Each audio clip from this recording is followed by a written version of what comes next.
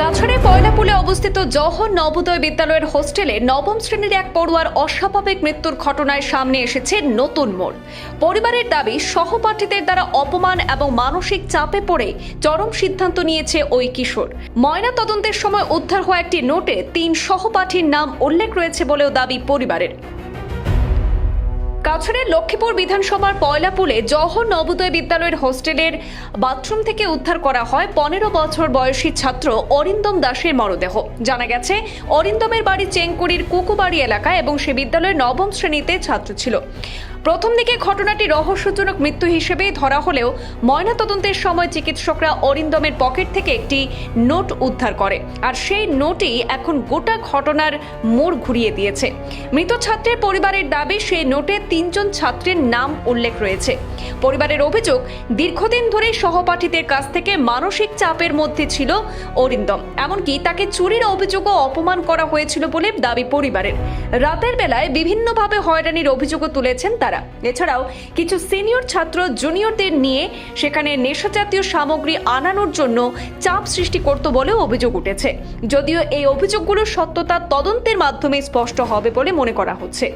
বিদ্যালয়ের নিরাপত্তা ব্যবস্থাকেও প্রশ্নের মুখে তুলেছে পরিবার। তাদের প্রশ্ন, বিদ্যালয়ের মেন গেট ছাড়া ছাত্ররা কিভাবে বাইরে যাতায়াত করে, ছাত্রাবাসের গেট রাতের বেলায় খোলা ছিল কিনা এবং কেন পর্যাপ্ত বাউন্ডারি এবং নজরদারি ব্যবস্থা নেই বিদ্যালয়ে। অরিন্দমের মৃত্যুর জন্য বিদ্যালয় কর্তৃপক্ষের গাফিলতির অভিযোগ তুলেছেন পরিবারের সদস্যরা। তাদের কথায়, বহু দরিদ্র পরিবারের ছেলেমেয়েরা স্বপ্ন নিয়ে এই বিদ্যালয়ে পড়তে আসে, কিন্তু এমন ঘটনার পর সেই আস্থায় বড় ধাক্কা লেগেছে। অরিন্দমের মৃত্যুর সঠিক তদন্ত এবং সুবিচারের দাবিতে ইতিমধ্যে স্থানীয় থানায় লিখিত অভিযোগ দায়ের করেছেন তার পরিবার। ঘটনার পূর্ণাঙ্গ তদন্তের দাবি জানিয়েছেন শিক্ষানুরাগী মহল। অভিযোগ পাওয়ার পর তদন্ত শুরু করেছে আসাম পুলিশের লক্ষ্মীপুর থানা পুলিশ। জানা গেছে, ঘটনার প্রেক্ষিতে কয়েকজন ছাত্রকে জিজ্ঞাসাবাদ করা হচ্ছে। এখন সকলের নজর যে তদন্তের সামনে আসে কিনা এই ঘটনার প্রকৃত সত্য। আমরা পোস্টমর্টমে নিয়ে গেছি, তখন ডক্টরে কইছে যে তার পকেটে একটা সুসাইড নোট পাওয়া গেছে। তো তার উপর ভিত্তি করে আমরা একটা লিখিতভাবে এফআইআর দিছি থানাতে, লক্ষ্মীপুর থানাতে, এবং আমরা চাইলাম যে তার 3 জনের উপযুক্ত শাস্তি আর আমরা জাস্টিস পাইতাম। ম্যানেজমেন্ট ঠিক না, তারা এমটিএস হে উদয়গিরি হাউসের স্টুডেন্ট ওইয়া হে কেনে আর বলি জুনিয়রে আত্মহত্যা করতো। তার দৌড় তো ক্লোজ করা থাকার কথা, ওপেন কেন থাকতো ক্লোজ, রাইট? একটা হোক, 2টা হোক, 3টা হোক, যে কোনো সময় আইসে তো হে সুসাইড করছে বা মার্ডার যেতেই হোক করা হয়েছে। আর 3 জন আসামির যে নাম দেওয়া গেছে তার ক্লাসমেট বা সিনিয়র হইতে পারে, বাট আমি জানি না। বাট 3 জন নাম আমি কইতে পারি, স্বপ্নজিৎ আর সিদ্ধার্থ আর ফাহিম। এটা তার সুসাইড নোটের থ্রুতে আমরা জানছি।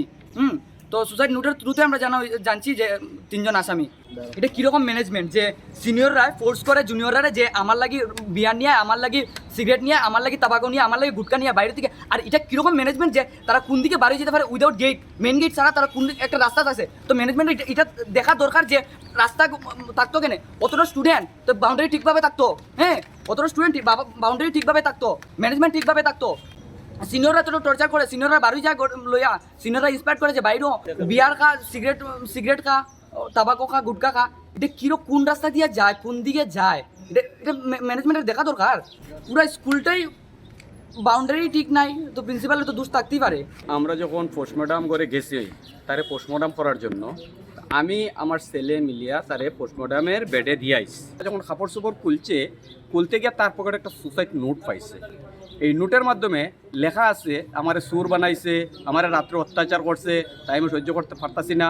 3টা মানুষ আমার ক্লাসমেট সিনিয়র আছে, এর মধ্যে 3টা মানুষের নাম উল্লেখ করিয়া গেছে, স্বপ্নজিৎ, সিদ্ধার্থ, ফাহিম। এফআইআর করছি। এখন তো আমরা চাই উপযুক্ত শাস্তি, উপযুক্ত বিচার। আমার ছেলে তো হারাই লাইছি স্যার, যাতে অন্য কোনো মা বাবার ছেলে নবোদয়ের উপরে আর ভরসা এরকমভাবে না রাখে। নবোদয় এমন একটা বিদ্যালয় যে আমরা গরিবরা যারা ভাবি যে নবোদয় গেছে আমার ছেলে খুব ভালো করে এই রেজাল্ট, আনন্দের সহিত ভর্তি করে দিয়ে গেছি। এই হলো আমার পরিণতি স্যার। যে স্কুল কর্তৃপক্ষ যদি ঠিক থাকে এতগুলো ছাত্র বাইরে আউটে কিভাবে যায়, ম্যানেজমেন্ট যদি ঠিক থাকে এত টর্চার সিনিয়রটা জুনিয়রটা হতে কিভাবে, কে ছোটরার উপরে এত অত্যাচার হইতেছে কিন্তু বড়রার উপরে অত্যাচার হইতেছে না, কোনো বিচার নাই কেন? কি করতেছে এরা? তো গভর্নমেন্টের বেতন পাইতেছে না, আমরা তো ওদের উপরে ভরসা করি। আমার ছেলেটা মারা গেল কেন? আমার ফোন করছে সন্তানের তোমার ছেলের লইয়াও, তোমার ছেলের তো পরীক্ষায় গেছে, শুক্রবারে ফাইনাল পরীক্ষা, তুমি নিয়ে আও, রবিবারে লইয়াও। তো রবিবারে আবার আগে তুমি কাগজের কিছু ফর্মুলা আছে, ফর্মুলাটি লোক লইয়াইও। আমি কাগজকে লইয়াই আন্ডারটেকিং করিয়া তৈয়া গেছি। তো রবিবারে লইয়া আইসি, সোমবার মধ্যে গেছে, কালকে রাত্রে আমার লোকের হাসি ফুসতে কথা কইছে। সকালে আমার কাছে ফোন গেছে, আপনার ছেলে তো সুসাইড করছে, কাজ নামানি হয়েছে, প্যাক করে ঢুকানি হয়ে গেছে, কিন্তু তার পকেট চেক করা হয়েছে না।